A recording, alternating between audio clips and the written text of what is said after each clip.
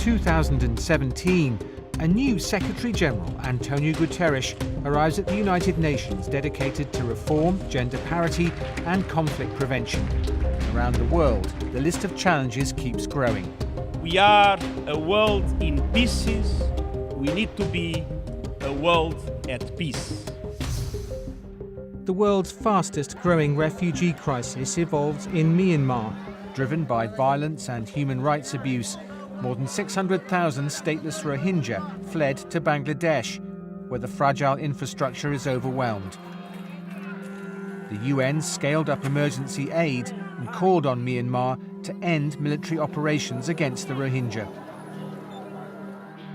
No one is winning today's wars. In Yemen, 8.5 million people are on the brink of the world's largest famine in modern times. Water and sanitation systems are all but destroyed, sparking a deadly cholera outbreak. The UN sent in emergency supplies and urged all parties not to block civilians from humanitarian aid. 4 famines in Yemen, South Sudan, Somalia and Nigeria are the result of unresolved conflicts exacerbated by droughts and missed harvests. In the deadliest attack on a UN peacekeeping mission in decades, 14 Tanzanian peacekeepers lost their lives in the Democratic Republic of the Congo. It is another indication of the enormous sacrifices made by troop-contributing countries in the service of global peace. The mission MONUSCO is the largest in the world, with a mandate to challenge armed groups who've kept their grip on the vast mineral-rich region for years. Another protracted war, Syria. 6 years of conflict have left 250,000 people dead and 5 million displaced. Some people returned to liberated Aleppo, while in besieged eastern Ghouta, thousands of people received food and medicine from a UN aid convoy.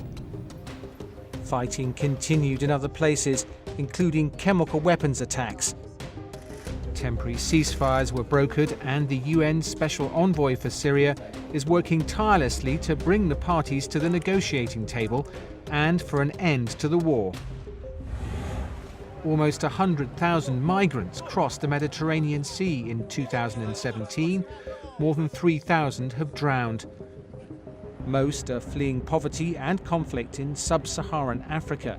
More than 1 million people are waiting for a passage in Libya, caught in an endless cycle of abuse, exploitation, and even slavery.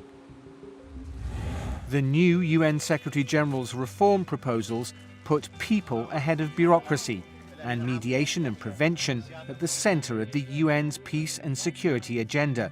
The UN's newly established Office of Counter-Terrorism coordinates a global effort to prevent violent extremism and other root causes of terror.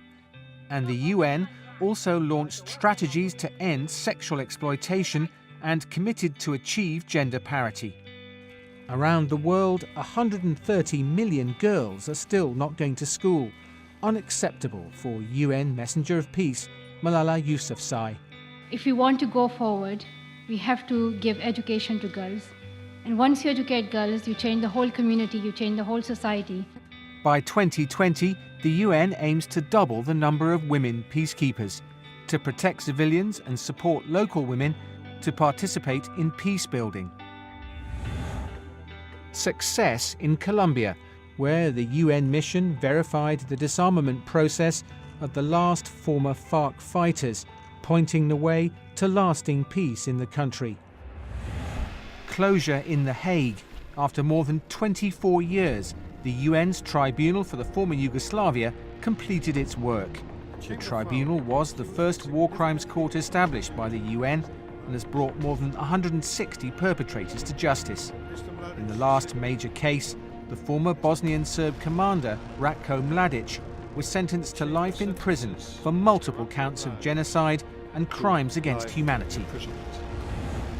New nuclear and missile tests in the DPRK, otherwise known as North Korea, led to increasing tensions around the Korean peninsula and worries around the world.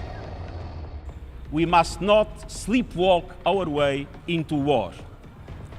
And more broadly, all countries must show greater commitment to the universal goal of a world without nuclear weapons.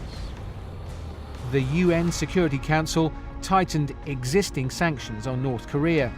In December, the government in Pyongyang invited a UN envoy to start discussing issues of mutual concern. Meanwhile, 122 countries voted for the first ever treaty to completely prohibit nuclear weapons, a historic moment for disarmament. Waves in New York. At the Ocean Conference, member states committed to voluntary measures to protect the world's seas. Shortly after, a series of mega hurricanes cut a trail of destruction through the Caribbean. On some islands like Dominica, hardly a tree or a house was left standing. Scientists saw strong evidence that climate change magnified the strength of the storms and other natural disasters. The UN called on countries to speed up the implementation of the Paris Climate Agreement. Speeches and tasks will not solve the problem, but walk the talk is more effective.